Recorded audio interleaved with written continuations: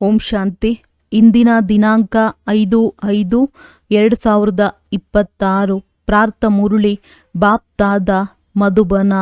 ಮಧುರ ಮಕ್ಕಳೇ, ಸುಖ ಶಾಂತಿಯ ವರದಾನವು ಒಬ್ಬ ತಂದೆಯಿಂದಲೇ ಸಿಗುತ್ತದೆ, ಯಾವುದೇ ದೇಹದಾರಿಯಿಂದಲ್ಲ. ತಂದೆಯು ನಿಮಗೆ ಮುಕ್ತಿ, ಜೀವನ್ ಮುಕ್ತಿಯ ಮಾರ್ಗ ತೋರಿಸಲು ಬಂದಿದ್ದಾರೆ. ಪ್ರಶ್ನೆ: ತಂದೆಯ ಜೊತೆಯಲ್ಲಿ ಹೋಗುವ ಮತ್ತು ಸತ್ಯಯುಗದ ಆದಿಯಲ್ಲಿ ಬರುವ ಪುರುಷಾರ್ಥವೇನಾಗಿದೆ? ಉತ್ತರ: ತಂದೆಯ ಜೊತೆ ಹೋಗಬೇಕೆಂದರೆ ಪೂರ್ಣ ಪವಿತ್ರರಾಗಬೇಕಾಗಿದೆ. ಸತ್ಯಯುಗದ ಆದಿಯಲ್ಲಿ ಬರಲು ಅನ್ಯ ಎಲ್ಲ ಸಂಘಗಳನ್ನು ಬಿಟ್ಟು ಒಬ್ಬ ತಂದೆಯ ನೆನಪಿನಲ್ಲಿ ಇರಬೇಕಾಗಿದೆ. ಅವಶ್ಯವಾಗಿ ಆತ್ಮಾಭಿಮಾನಿಗಳಾಗಬೇಕಾಗಿದೆ. ಒಬ್ಬ ತಂದೆಯ ಮತದಂತೆ ನಡೆದಾಗ ಶ್ರೇಷ್ಠ ಪದವಿಯ ಅಧಿಕಾರ ಸಿಗುವುದು. ಗೀತೆ. ನಯನಹೀನನಿಗೆ ದಾರಿ ತೋರಿಸು ಪ್ರಭು. ಓಂ ಶಾಂತಿ. ಈ ಗೀತೆಯನ್ನು ಯಾರು ಹಾಡಿದ್ದರು?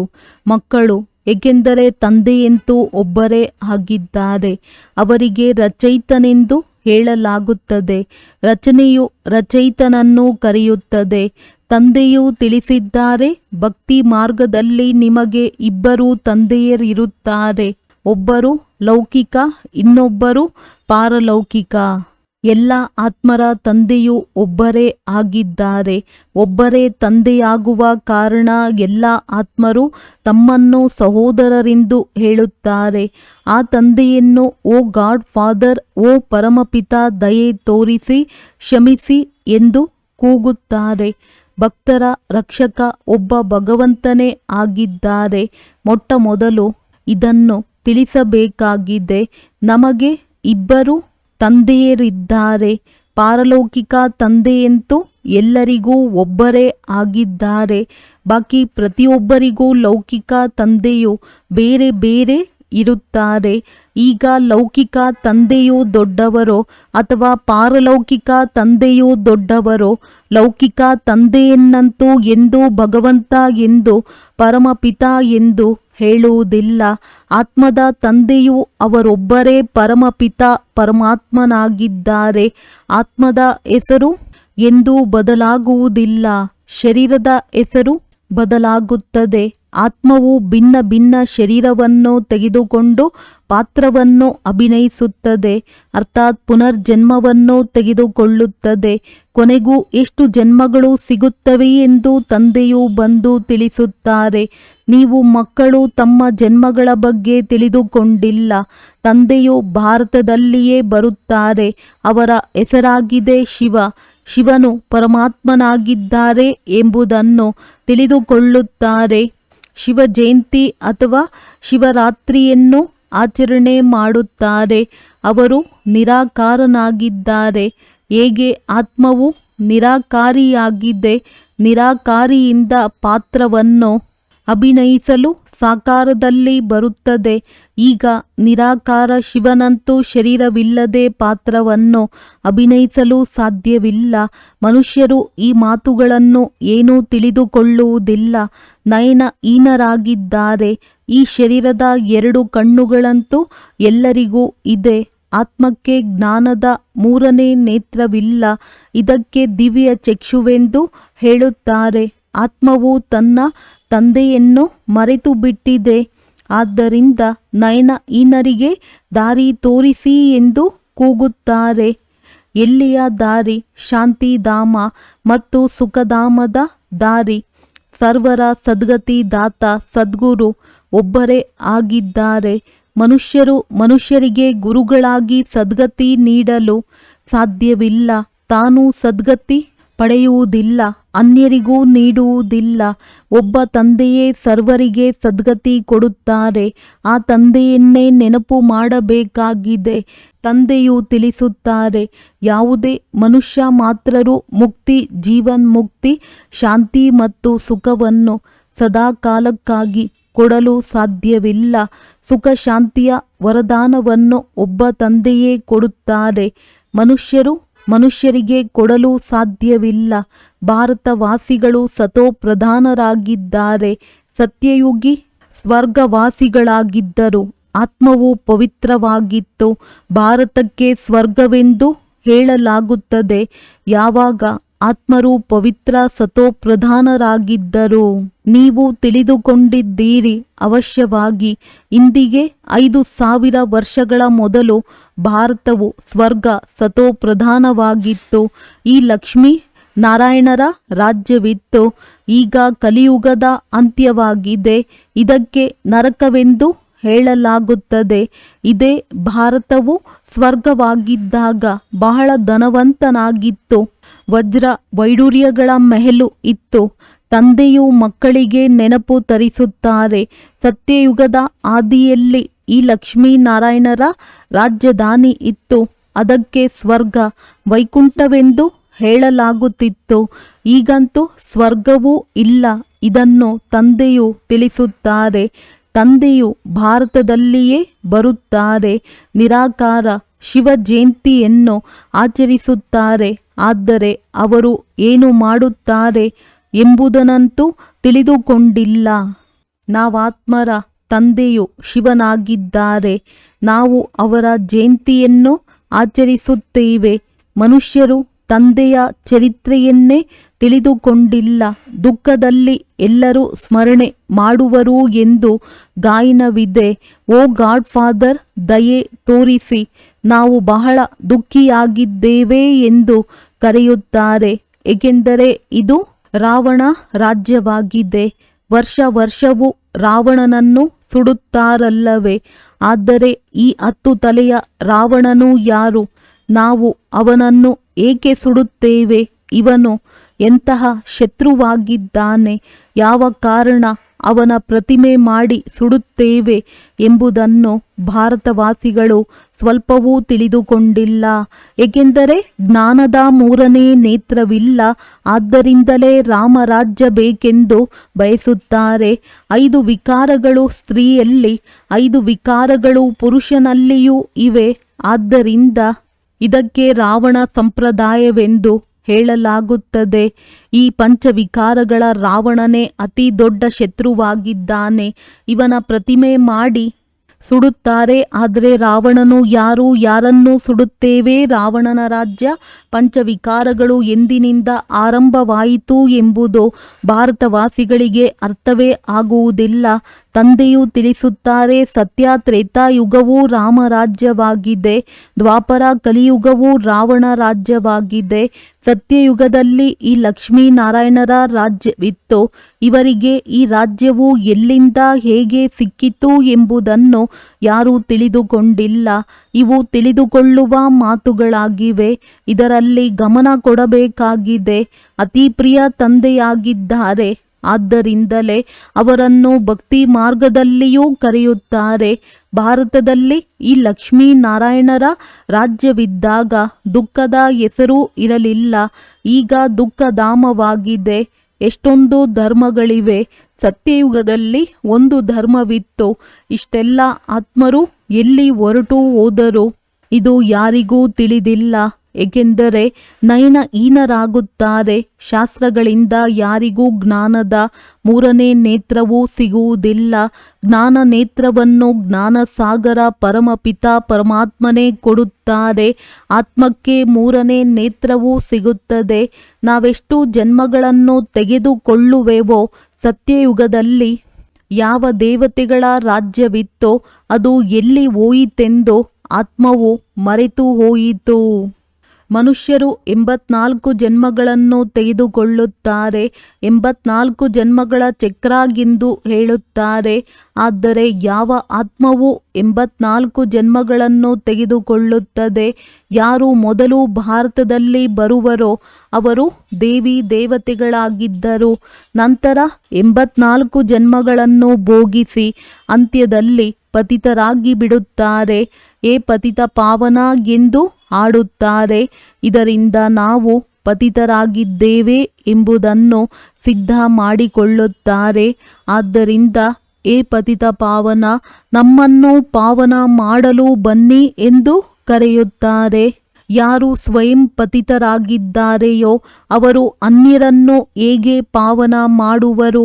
ತಂದೆಯೂ ತಿಳಿಸುತ್ತಾರೆ, ಅರ್ಧಕಲ್ಪ ರಾವಣ ರಾಜ್ಯ ಪಂಚವಿಕಾರಗಳಿರುವ ಕಾರಣ ಭಾರತವು ಇಷ್ಟು ದುಃಖಿಯಾಗಿದೆ. 84 ಜನ್ಮಗಳನ್ನಂತೂ ತೆಗೆದುಕೊಳ್ಳಬೇಕಾಗಿದೆ. ಇದರ ಲೆಕ್ಕವನ್ನು ತಿಳಿಸಬೇಕು. ಮೊಟ್ಟಮೊದಲು ಸತ್ಯಯುಗದಲ್ಲಿ ಸತೋ ಪ್ರಧಾನರು, ನಂತರ ತ್ರೇತಾದಲ್ಲಿ ಸತೋ, ಹೀಗೆ ಆತ್ಮದಲ್ಲಿ ತುಕ್ಕು ಬೀಳುತ್ತದೆ. ತಂದೆಯು ಭಾರತದಲ್ಲಿಯೇ ಬರುತ್ತಾರೆ. ಶಿವಜಯಂತಿ ಇದೆಯಲ್ಲವೇ? ಮತ್ತೆಲ್ಲ ಆತ್ಮರು ಗರ್ಭದಲ್ಲಿ ಜನ್ಮ ಪಡೆಯುತ್ತಾರೆ. ತಂದೆಯೂ ತಿಳಿಸುತ್ತಾರೆ, ನಾನು ಸಾಧಾರಣ ವೃದ್ಧನ ಶರೀರದಲ್ಲಿ ಪ್ರವೇಶ ಮಾಡುತ್ತೇನೆ.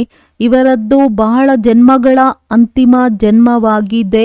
ಈ ತಿಳುವಳಿಕೆಯನ್ನು ಕೇವಲ ಒಬ್ಬರಿಗೆ ನೀಡಲಾಗುವುದಿಲ್ಲ. ಇದು ಗೀತಾ ಪಾಠಶಾಲೆಯಾಗಿದೆ. ಮನುಷ್ಯರನ್ನು ದೇವತೆಗಳನ್ನಾಗಿ ಮಾಡಲು ಈ ರಾಜಯೋಗವನ್ನು ಕಲಿಸಲಾಗುತ್ತದೆ. ನೀವಿಲ್ಲಿ ಸ್ವರ್ಗದ ರಾಜ್ಯಭಾಗ್ಯವನ್ನು ಪ್ರಾಪ್ತಿ ಮಾಡಿಕೊಳ್ಳಲು ಬಂದಿದ್ದೀರಿ. ಯಾವುದನ್ನು ತಂದೆಯೇ ಕೊಡಲು ಸಾಧ್ಯ? ಗೀತೆಯನ್ನು ಓದುವುದರಿಂದ ಯಾರೂ ರಾಜರಾಗುವುದಿಲ್ಲ, ಇನ್ನೂ ಇಳಿಯುತ್ತಲೇ ಹೋಗುತ್ತಾರೆ. ತಂದೆಯು ಗೀತಾ ಜ್ಞಾನವನ್ನು ತಿಳಿಸಿ ರಾಜರನ್ನಾಗಿ ಮಾಡುತ್ತಾರೆ. ಅನ್ಯರ ಮೂಲಕ ಗೀತೆಯನ್ನು ಕೇಳುವುದರಿಂದ ಎಲ್ಲ ಬಡವರಾಗಿ ಬಿಟ್ಟಿದ್ದಾರೆ. ಭಾರತದಲ್ಲಿ ಈ ಲಕ್ಷ್ಮೀ ನಾರಾಯಣರ ರಾಜ್ಯವಿದ್ದಾಗ ಸುಖ, ಶಾಂತಿ, ಪವಿತ್ರತೆ ಇತ್ತು. ಪವಿತ್ರ ಗೃಹಸ್ಥ ಆಶ್ರಮವಿತ್ತು. ಅಲ್ಲಿ ಹಿಂಸೆಯ ಹೆಸರಿರಲಿಲ್ಲ. ಮತ್ತೆ ದ್ವಾಪರದಿಂದ ಹಿಡಿದು ಹಿಂಸೆಯು ಆರಂಭವಾಗಿದೆ. ಕಾಮ ಕಟಾರಿಯನ್ನು ನಡೆಸುತ್ತಾ ನಿಮ್ಮದು ಈ ಸ್ಥಿತಿಯುಂಟಾಗಿದೆ. ಸತ್ಯಯುಗದಲ್ಲಿ 100% ಸಾಹುಕಾರರು ಸತೋ ಪ್ರಧಾನರಾಗಿದ್ದೀರಿ. ಈ ರಹಸ್ಯವನ್ನು ಯಾವುದೇ ಮನುಷ್ಯರಾಗಲಿ ಸಾಧು ಸಂತರಾಗಲಿ ತಿಳಿದುಕೊಂಡಿಲ್ಲ. ಯಾವ ತಂದೆಯು ಜ್ಞಾನಸಾಗರ ಪತಿತ ಪಾವನನಾಗಿದ್ದಾರೆಯೋ ಅವರೇ ಬಂದು ಸತೋ ಪ್ರಧಾನರಾಗುವ ಯುಕ್ತಿಯನ್ನು ತಿಳಿಸುತ್ತಾರೆ. ರಾವಣನ ಮತದಂತೆ ನೀವು ಮನುಷ್ಯರ ಗತಿ ಏನಾಗಿ ಬಿಟ್ಟಿದೆ?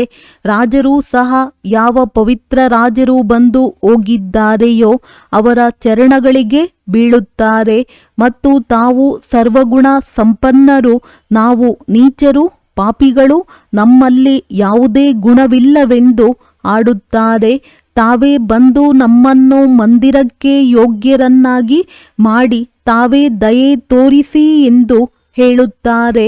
ಆದರೆ ತಂದೆಯು ಹೇಗೆ ಬಂದು ಪುನಃ ದೇವಿ ದೇವತಾ ಧರ್ಮದ ಸ್ಥಾಪನೆ ಮಾಡಿಸುತ್ತಾರೆ ಎಂಬುದು ಯಾರಿಗೂ ಅರ್ಥವಾಗುವುದಿಲ್ಲ. ನೀವೀಗ ತಿಳಿದುಕೊಂಡಿದ್ದೀರಿ. ನಾವೇ ದೇವಿ ದೇವತಾ ಧರ್ಮರಾಗಿದ್ದೆವು, ಮತ್ತೆ ನಾವೇ ಕ್ಷತ್ರಿಯ, ವೈಶ್ಯ, ಶೂದ್ರರಾದೆವು. ಈಗ 84 ಜನ್ಮಗಳು ಮುಗಿಯಿತು. ಮತ್ತೆ ಪ್ರಪಂಚದ ಚಕ್ರವೂ ಸುತ್ತಬೇಕಾಗಿದೆ. ಆದ್ದರಿಂದ ಪುನಃ ನೀವು ಇಲ್ಲಿ ಪಾವನರಾಗಬೇಕಾಗಿದೆ. ಪತಿತರಂತೂ ಸುಖಧಾಮ ಶಾಂತಿಧಾಮದಲ್ಲಿ ಹೋಗಲು ಸಾಧ್ಯವಿಲ್ಲ. ತಂದೆಯು ತಿಳಿಸುತ್ತಾರೆ, ನೀವು ಸತೋ ಪ್ರಧಾನರಾಗಿದ್ದವರೇ ತಮೋ ಪ್ರಧಾನರಾಗಿದ್ದೀರಿ. ಸತೋ ಪ್ರಧಾನರಿಂದ ತಮೋ ಪ್ರಧಾನರಾದಿರಿ. ಮತ್ತೆ ಸತೋ ಪ್ರಧಾನರಾಗಬೇಕಾಗಿದೆ. ಆಗಲೇ ಮುಕ್ತಿಧಾಮ ಸುಖಧಾಮಕ್ಕೆ ಹೋಗುವಿರಿ. ಭಾರತವು ಸುಖಧಾಮವಾಗಿತ್ತು, ಈಗ ದುಃಖಧಾಮವಾಗಿದೆ. ನಯನಹೀನನಿಗೆ ದಾರಿ ತೋರಿಸು ಪ್ರಭು ಎಂದು ಗೀತೆಯಲ್ಲಿಯೂ ಕೇಳಿದ್ದೀರಿ. ಮನುಷ್ಯರಂತೂ ಪರಮಾತ್ಮನು ಸರ್ವವ್ಯಾಪಿಯಾಗಿದ್ದಾರೆ. ಇಂತಹ ಅವತಾರವಾಗಿದ್ದಾರೆ. ಪರಶುರಾಮನ ಅವತಾರವಾಗಿದ್ದಾರೆಂದು ಹೇಳುತ್ತಾರೆ. ಆದರೆ ತಂದೆಯು ಪರಶುರಾಮನಾಗಿ ಯಾರನ್ನಾದರೂ ಸಾಯಿಸುವರೇ? ಇದು ಸಾಧ್ಯವಿಲ್ಲ. ತಂದೆಯೂ ತಿಳಿಸುತ್ತಾರೆ, ನೀವು ಈ ಚಕ್ರದಲ್ಲಿ ಹೇಗೆ 84 ಜನ್ಮಗಳನ್ನು ತೆಗೆದುಕೊಂಡಿದ್ದೀರಿ. ಈಗ ತಂದೆಯಾದ ನನ್ನನ್ನು ನೆನಪು ಮಾಡಿ. ಏ ಆತ್ಮರೇ, ದೇಹಾಭಿಮಾನಿಗಳಾಗಿ ನೀವು ಸಂಪೂರ್ಣ ದುಃಖಿ, ಕಂಗಾಲ, ನರಕವಾಸಿಗಳಾಗಿ ಬಿಟ್ಟಿದ್ದೀರಿ. ಒಂದು ವೇಳೆ ಸ್ವರ್ಗವಾಸಿಗಳಾಗಬೇಕೆಂದರೆ ಖಂಡಿತವಾಗಿಯೂ ಆತ್ಮ ಅಭಿಮಾನಿಗಳಾಗಬೇಕಾಗಿದೆ. ಆತ್ಮವೇ ಒಂದು ಶರೀರವನ್ನು ಬಿಟ್ಟು ಇನ್ನೊಂದನ್ನು ತೆಗೆದುಕೊಳ್ಳುತ್ತದೆ. ಈಗ 84 ಜನ್ಮಗಳು ಪೂರ್ಣವಾಯಿತು. ಮತ್ತೆ ಸತ್ಯಯುಗದ ಆದಿಯಲ್ಲಿ ಹೋಗಬೇಕಾಗಿದೆ. ಆದ್ದರಿಂದ ಈಗ ನನ್ನನ್ನು ನೆನಪು ಮಾಡಿ ಮತ್ತೆಲ್ಲ ಸಂಘಗಳಿಂದ ಬುದ್ಧಿಯೋಗವನ್ನು ತೆಗೆಯಿರಿ. ಬಲೆ ಗೃಹಸ್ಥ ವ್ಯವಹಾರದಲ್ಲಿಯೇ ಇರಿ. ತಮ್ಮನ್ನು ಆತ್ಮನಿಶ್ಚಯ ಮಾಡಿಕೊಳ್ಳಿ. ಆತ್ಮವು ಒಂದು ಶರೀರವನ್ನು ಬಿಟ್ಟು ಇನ್ನೊಂದನ್ನು ತೆಗೆದುಕೊಳ್ಳುತ್ತದೆ. ಈಗ ದೇಹಿ ಅಭಿಮಾನಿಗಳಾಗಬೇಕಾಗಿದೆ. ನನ್ನನ್ನು ನೆನಪು ಮಾಡಿದರೆ ಇರುವ ತುಕ್ಕೆಲ್ಲವೂ ಭಸ್ಮವಾಗುತ್ತದೆ. ನೀವು ಪವಿತ್ರರಾಗಿ ಬಿಡುತ್ತೀರಿ. ಆಗ ನಾನು ಎಲ್ಲ ಮಕ್ಕಳನ್ನು ಕರೆದುಕೊಂಡು ಹೋಗುವೆನು. ಒಂದು ವೇಳೆ ನನ್ನ ಮತದಂತೆ ನಡೆಯದಿದ್ದರೆ ಅಷ್ಟು ಶ್ರೇಷ್ಠ ಪದವಿಯನ್ನು ಪಡೆಯುವುದಿಲ್ಲ. ಈ ಲಕ್ಷ್ಮೀ ನಾರಾಯಣರದ್ದು ಶ್ರೇಷ್ಠ ಪದವಿಯಾಗಿದೆ. ಇವರ ರಾಜ್ಯವಿದ್ದಾಗ ಮತ್ಯಾವುದೇ ಧರ್ಮವಿರಲಿಲ್ಲ. ದ್ವಾಪರದಿಂದ ಹಿಡಿದು ಅನ್ಯ ಧರ್ಮಗಳು ಬರುತ್ತವೆ. ಸತ್ಯಯುಗದಲ್ಲಿ ಕೆಲವರೇ ಮನುಷ್ಯರಿರುತ್ತಾರೆ. ಈಗಂತೂ ಬಹಳ ಧರ್ಮಗಳಿರುವ ಕಾರಣ ಎಷ್ಟೊಂದು ದುಃಖಿಯಾಗಿ ಬಿಟ್ಟಿದ್ದಾರೆ. ಆ ದೇವತಾ ಧರ್ಮದವರೇ ಈಗ ಪತಿತರಾಗಿರುವುದರಿಂದ ತಮ್ಮನ್ನು ದೇವತೆಗಳೆಂದು ಹೇಳಿಕೊಳ್ಳುವುದಿಲ್ಲ. ಹಿಂದೂಗಳೆಂದು ಹೆಸರನ್ನು ಇಟ್ಟು ಬಿಟ್ಟಿದ್ದಾರೆ. ಹಿಂದೂ ಎಂಬ ಧರ್ಮವು ಯಾವುದೂ ಇಲ್ಲ. ರಾವಣನೇ ನಿಮ್ಮನ್ನು ಈ ರೀತಿ ಮಾಡಿಬಿಟ್ಟಿದ್ದಾನೆ. ನೀವು ಯಾವಾಗ ಯೋಗ್ಯ ದೇವಿ ದೇವತೆಗಳಾಗಿದ್ದೀರೋ ಆಗ ಇಡೀ ವಿಶ್ವದ ಮೇಲೆ ರಾಜ್ಯವಿತ್ತು. ಎಲ್ಲರೂ ಸುಖಿಯಾಗಿದ್ದರು. ಈಗ ದುಃಖಿಯಾಗಿ ಬಿಟ್ಟಿದ್ದಾರೆ. ಭಾರತವೇ ಸ್ವರ್ಗವಾಗಿತ್ತು, ಈಗ ನರಕವಾಗಿ ಬಿಟ್ಟಿದೆ. ಮತ್ತೆ ನರಕವನ್ನು ಸ್ವರ್ಗವನ್ನಾಗಿ ತಂದೆಯ ವಿನಃ ಮತ್ಯಾರೂ ಮಾಡಲು ಸಾಧ್ಯವಿಲ್ಲ.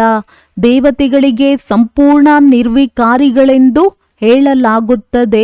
ಇಲ್ಲಿಯ ಮನುಷ್ಯರಂತೂ ಸಂಪೂರ್ಣ ವಿಕಾರಿಗಳಾಗಿದ್ದಾರೆ. ಇವರಿಗೆ ಪತಿತರೆಂದು ಹೇಳಲಾಗುತ್ತದೆ. ಭಾರತವು ಶಿವಾಲಯವಾಗಿತ್ತು. ಶಿವತಂದೆಯಿಂದ ಸ್ಥಾಪನೆ ಮಾಡಲ್ಪಟ್ಟಿತು. ತಂದೆಯು ಸ್ವರ್ಗವನ್ನಾಗಿ ಮಾಡುತ್ತಾರೆ. ಮತ್ತೆ ರಾವಣನು ನರಕವನ್ನಾಗಿ ಮಾಡುತ್ತಾನೆ. ರಾವಣನು ಶಾಪ ಕೊಡುತ್ತಾನೆ. ತಂದೆಯು 21 ಜನ್ಮಗಳಿಗಾಗಿ ಆಸ್ತಿ ಕೊಡುತ್ತಾರೆ. ನೀವೀಗ ಪ್ರತಿಯೊಬ್ಬರೂ ತಂದೆಯನ್ನೇ ನೆನಪು ಮಾಡಿ. ಯಾವುದೇ ದೇಹಧಾರಿಗಳನ್ನಲ್ಲ. ಯಾವುದೇ ದೇಹಧಾರಿಗಳಿಗೆ ಭಗವಂತನೆಂದು ಹೇಳಲಾಗುವುದಿಲ್ಲ. ಭಗವಂತನು ಒಬ್ಬರೇ ಆಗಿದ್ದಾರೆ. ತಂದೆಯಂತೂ ಬೇಅದ್ದಿನ ಆಸ್ತಿಯನ್ನು ಕೊಡುತ್ತಾರೆ. ನಂತರ ರಾವಣನು ಶಾಪಗ್ರಸ್ತರನ್ನಾಗಿ ಮಾಡಿಬಿಡುತ್ತಾನೆ. ಈ ಸಮಯದಲ್ಲಿ ಭಾರತವು ಶಾಪಗ್ರಸ್ತನಾಗಿದೆ. ಬಹಳ ದುಃಖಿಯಾಗಿದ್ದಾರೆ. ಈಗ ಈ ರಾವಣನ ಮೇಲೆ ಜಯ ಗಳಿಸಬೇಕಾಗಿದೆ. ದಾನ ಕೊಟ್ಟರೆ ಗ್ರಹಣ ಬಿಟ್ಟು ಹೋಗುವುದೆಂದು ಗಾಯನವಿದೆ. ಆ ಗ್ರಹಣವಂತೂ ಪೃಥ್ವಿಯ ಛಾಯೆಯಾಗಿದೆ. ಈಗ ತಂದೆಯು ತಿಳಿಸುತ್ತಾರೆ, ನಿಮ್ಮ ಮೇಲೆ ಪಂಚವಿಕಾರ ರೂಪಿ ರಾವಣನ ಗ್ರಹಣವಿದೆ. ಈ 5 ವಿಕಾರಗಳನ್ನು ದಾನದಲ್ಲಿಟ್ಟು ಕೊಟ್ಟು ಬಿಡಿ. ಮೊದಲಿಗೆ ಈ ದಾನ ಕೊಡಿ. ನಾವು ಎಂದೂ ವಿಕಾರದಲ್ಲಿ ಹೋಗುವುದಿಲ್ಲ. ಈ ಕಾಮಕಟಾರಿಯು ಮನುಷ್ಯರನ್ನು ಪತಿತರನ್ನಾಗಿ ಮಾಡಿಬಿಡುತ್ತದೆ. ಒಳ್ಳೆಯದು. ಮಧುರಾತಿ ಮಧುರ ಅಗಲಿ ಹೋಗಿ ಮರಳಿ ಸಿಕ್ಕಿರುವ ಮಕ್ಕಳ ಪ್ರತಿ ಮಾತ್ಪಿತಾ ಬಾಪ್ ದಾದಾರವರ ನೆನಪು, ಪ್ರೀತಿ ಹಾಗೂ ಸುಪ್ರಭಾತ. ಆತ್ಮಿಕ ಮಕ್ಕಳಿಗೆ ಆತ್ಮಿಕ ತಂದೆಯ ನಮಸ್ತೆ. ಧಾರಣೆಗಾಗಿ ಮುಖ್ಯ ಸಾರ. ತಂದೆಯು ಯಾವ ಜ್ಞಾನ ಕೊಡುತ್ತಾರೆಯೋ ಅದರ ಮೇಲೆ ಪೂರ್ಣ ಗಮನ ಕೊಟ್ಟು ಓದಬೇಕಾಗಿದೆ. ಜ್ಞಾನದ 3ನೇ ನೇತ್ರದಿಂದ ತಮ್ಮ 84 ಜನ್ಮಗಳನ್ನು ಅರಿತುಕೊಂಡು ಈಗ ಅಂತಿಮ ಜನ್ಮದಲ್ಲಿ ಪಾವನರಾಗಬೇಕಾಗಿದೆ. ರಾವಣನ ಶಾಪದಿಂದ ಮುಕ್ತರಾಗಲು ಒಬ್ಬ ತಂದೆಯ ನೆನಪಿನಲ್ಲಿರಬೇಕಾಗಿದೆ. ಪಂಚವಿಕಾರಗಳ ದಾನ ಕೊಡಬೇಕಾಗಿದೆ. ಒಬ್ಬ ತಂದೆಯ ಮತದಂತೆ ನಡೆಯಬೇಕಾಗಿದೆ. ವರದಾನ: ಕಿರೀಟ ಹಾಗೂ ತಿಲಕವನ್ನು ಧಾರಣೆ ಮಾಡಿಕೊಂಡು ಬಾಪ್ ದಾದಾರವರ ಸಹಯೋಗಿಯಾಗುವ ಹೃದಯ ಸಿಂಹಾಸನಧಾರಿ ಭವ. ಯಾವಾಗ ಯಾರೇ ಸಿಂಹಾಸನದ ಮೇಲೆ ಕುಳಿತುಕೊಳ್ಳುತ್ತಾರೆಂದರೆ ಅವರ ಚಿಹ್ನೆಯಾಗಿ ತಿಲಕ ಹಾಗೂ ಕಿರೀಟವಿರುತ್ತದೆ. ಹಾಗೆಯೇ ಯಾರು ಹೃದಯ ಸಿಂಹಾಸನಾಧಿಕಾರಿ ಆಗಿದ್ದಾರೆಯೋ ಅವರ ಮಸ್ತಕದಲ್ಲಿ ಸದಾ ಅವಿನಾಶಿ ಆತ್ಮನ ಸ್ಥಿತಿಯ ತಿಲಕವು ದೂರದಿಂದಲೇ ಹೊಳೆಯುತ್ತಿರುವಂತೆ ಕಂಡುಬರುತ್ತದೆ.